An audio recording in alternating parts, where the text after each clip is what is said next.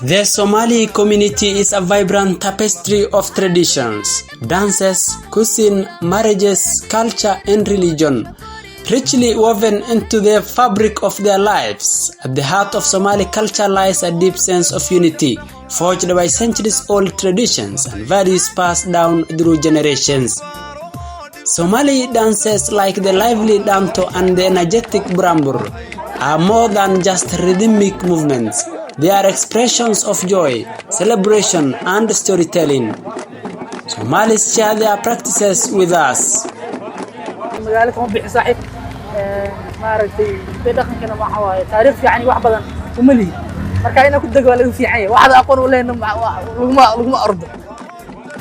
marka dhaqanka waxa weey waxyaabaha dhaqanka Soomaalida geel way dhaqantaa waxa kamid ah badgalka kamid ah dadka qaar waxay yiraahdaan badgalka istunka waxay dhahan caado dhaqameed yar laakiin dhaqanka kamid tahay badgalka oo kale dadka badgal badiya waxa u badan gobolka Shabeellaha Hoose degan waa marka iyo gobolka Banaadir bi isku shibid dad biyaha isku shawaa jira sanadka hal mar ah oo hadda laakiin waxay waa soo dabar go'an soo u jiraan waxa ku jira kaasna gobolka Jubbada dhex degmada Jilib waxa jiray istun degmada Afgooye dhaqan kamid ahayd waxa jira masaafada lafteeda oo soo yaraan waxyaabo badan waxa jira oo dhaqan kamid aha oo diin ahaan aan u wanaagsaneen oo hadda si yaraanay kuwaas in la dhaaf ay mudan yihiin laakiin waxa keentay jahilnimo aqoon badan ma jirin laakiin dadku waxay ahaayeen dad ay ahaayeen oo maartay oo dadnimadooda aad u fiican.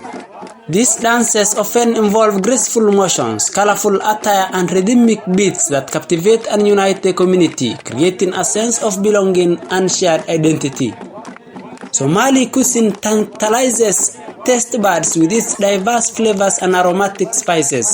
Staple foods like anjera, sourdough flatbread, and mufo cornbread complement a variety of dishes such as the flavorful marak stew, sukar, pan-fried meat, and samosas. Sharing meals is an integral part of Somali culture, fostering camaraderie and strengthening familial bonds. Somali weddings are grand celebrations that blend tradition with modernity. Elaborate ceremonies often lasting several days, showcase vibrant attire, music, and communal feasts. Marriage in the Somali culture is seen as a union not only of two individuals but also of families, emphasizing the importance of community support and unity. The Somali culture is deeply rooted in Islamic traditions, shaping many aspects of daily life. Respect for elders, strong family ties, and a sense of honor are highly valued. Islamic practices like Ramadan fasting, Eid celebrations, and adherence to Islamic principles form the spiritual backbone of the community. Despite challenges faced by the Somali diaspora, their resilient spirit, commitment, and to preserving their heritage and embracing of diversity continue to weave a colorful mosaic that reflects their cultural richness and resilience.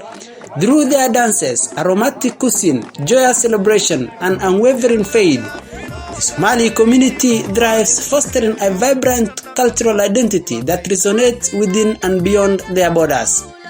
In Somali culture, attire plays a crucial role in expressing identity, social status, and adherence to traditions. Traditional Somali clothing varies based on region, tribe, and occasion, but a common garment worn by women is dirac or guntino. The dirac worn by Somali women is a long flowing dress often made of colorful, lightweight fabric draped elegantly around the body. The guntino is similar but includes a long piece of cloth that is wrapped around the shoulder and waist. Men typically wear a ma'wis, a sarong-like garment paired with a shirt and a colorful head wrap known as kofiyad or a turban-like malkaman. The vibrant colors and intricate patterns of this garment reflect Somali heritage and can signify a wearer's clan affiliation or regional identity. In Somali society, marriage is a significant and cherished institution encompassing elaborate customs and ceremonies. The process usually starts with a negotiation phase called the Gudon, where the representatives from the groom's family approach the bride's family to discuss the marriage proposal. Upon reaching an agreement, the engagement ceremony known as the Gab takes place, marking the official announcement of the couple's commitment. This ceremony involves exchanging gifts and blessings between the families. The wedding celebration itself, called Aros, is a grand affair lasting several days. It begins with the nikah, the religious marriage ceremony conducted by an Islamic scholar, where the couple exchanges vows in the presence of witnesses. Following this, a series of festivals unfold featuring music, dancing, feasting, and poetic recitals. During the wedding, the bride's dress, often exhaustively embroidered and adorned with jewelry, symbolizes her family's wealth and status.